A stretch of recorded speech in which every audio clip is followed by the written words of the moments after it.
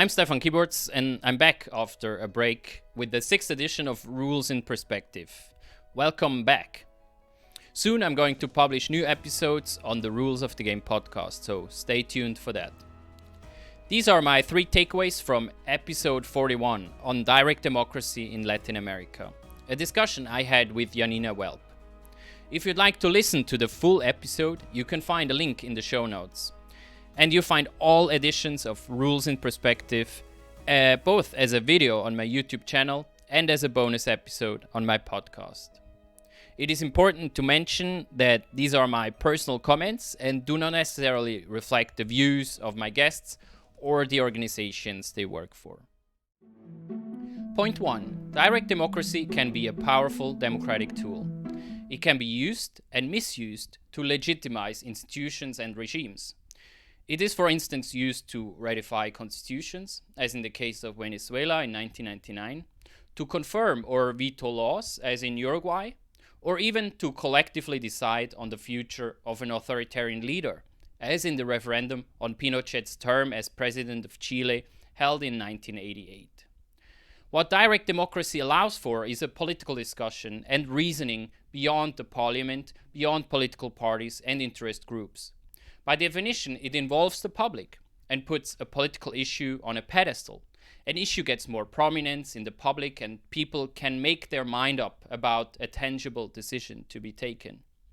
It helps political actors on the left and on the right to explain and justify why they are defending a certain policy. It thus can be a valuable mechanism that adds an additional stage of discussion and decision-making to a political system. I thought Yanina Welp's quote of late Professor Andreas Auer, who was an expert in constitutional law, was excellent, saying that, and I paraphrase here, when an abrogative referendum is activated, it's because the system didn't work well. But the system provides an extra opportunity for further collective decision and discussion. And if the abrogation is approved, the system worked well. But if not, it also worked well because it's a confirmation of the law by the citizens. I think that's a great way of thinking about the bottom-up referendum mechanism. It's the possibility of vetoing a law already approved by Parliament through a collective decision by the citizens. Point 2. Authoritarian regimes may use the will of the people to consolidate power. As Yanina Welp explains in the episode, there are plenty of negative examples of direct democracy being used by regimes to consolidate power or to impose their will on the people rather than vice versa. Hence, how direct democratic institutions are employed is crucial. The problem that I see is that many regimes are not representing the people well in first place. Parliaments may be elected on electoral systems that give few options to the voters, or that preserve the power of political parties in government, or that represent interest groups and wealthier people rather than the citizens. In such cases, distrust in institutions, dissatisfaction with political decisions, and even anger is building up over time. Such frustrations with the political system may be then used by the opposition parties to implement a new regime. Yet, instead of making the political system more balanced, it swings to a new extreme. Political parties in Latin America have used that frustration with the system to introduce and implement new political authority, using direct democracy to get there.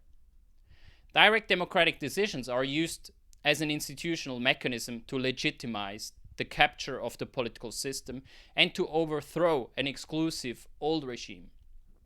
By exclusive, I mean political structures and institutions that are designed to exclude large parts of the population from actual political power. Now, when parliament and the government are rather exclusive and do not represent the citizens well, when political power is concentrated, it may seem to make sense to overrule parliament with the available institutional tools, like direct democratic decisions. Yet the problem with those referendums is that they are often top-down, imposed by an emerging political party to legitimize a new exclusive political regime. Direct democracy is used as a strategic tool of potential authoritarian leaders. A usual characteristic of such top-down plebiscites is that they are often rushed through, leaving little time for the public to deliberate on the matter and pitting the new regime against the old one. The presidents in Venezuela and Ecuador activated top-down referendums to initiate the process of constitutional reform and a change in the political regime, claiming that the decision of the people is above the law. As Yanina Welp describes in the episode, this is the notion of original constituent power that challenges delegated constituent power. The claim is to speak on behalf of the people and of being empowered to control all political institutions. In both cases, the process of constitutional reform was highly controlled by the new ruling parties, and they established the regulations that affected the work of the Constitutional Convention, and they also bent the rules where they saw fit. In both cases, bottom-up participation was hindered or even restricted, exemplifying that there was no real interest in actual citizens' participation. My takeaway here is that it seems crucial to have the best possible inclusion of citizens' interest, both in parliament but also in constitutional conventions.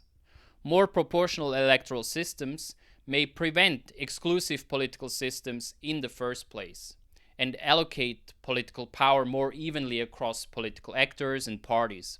A more balanced and representative parliament can prevent extremist opposition forces, allowing for a smoother and more inclusive constitutional reform process. This again should prevent captured, disruptive direct democratic decisions that may put the country on a new uncertain path. Importantly, this is not to say that direct democratic decisions can be a powerful tool to overrule even a balanced representative parliament or to put pressure on the government to initiate a constitutional reform process, as was the case in Chile in 2020. Point 3. The devil is in the details. When it comes to building strong and balanced institutions, the devil is in the details. Direct democracy is not always working in the interest of the citizens because of weak institutional designs. Often it is the problem of top-down implementation or of having non-conclusive responsibilities over the whole bottom-up process. Different political bodies may have conflicting responsibilities in dealing with direct democracy. If, for instance, the procedure to bring a bottom-up initiative to a vote is not well defined, it may become subject to political manipulation, as was the problem in Ecuador. The courts and parliament were disputing whether signatures should be counted first or whether the court should decide first if the topic of the referendum was even constitutional or not. Besides, powerful courts may be used to prevent any controversial topics that are against the interest of those in government. Clearly, there are better and worse choices in institutional design of direct democracy. Bad institutional choices may trigger even worse political decisions. More exclusive political systems carry the potential for more radical reactions by citizens and opposition forces through direct democracy. While those strong opposition forces may be necessary to confront exclusive undemocratic systems, the institutional response may put the country on a new radically misguided trajectory. A new supposedly more democratic political elite using the will of the people may again push the country into a new type of dictatorship and non-inclusive political system. For a detailed account of the cases of Bolivia, Chile, Ecuador and Venezuela, but also direct democracy in Latin America in general, I can highly recommend Yanina Welp's research. You'll find the link to her website in the show notes.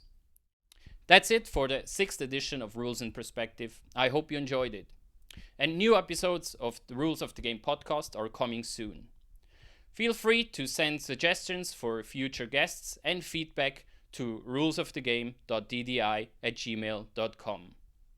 As always, I link to related episodes in the description below. I appreciate you've taken the time to watch Rules in Perspective, and see you next time.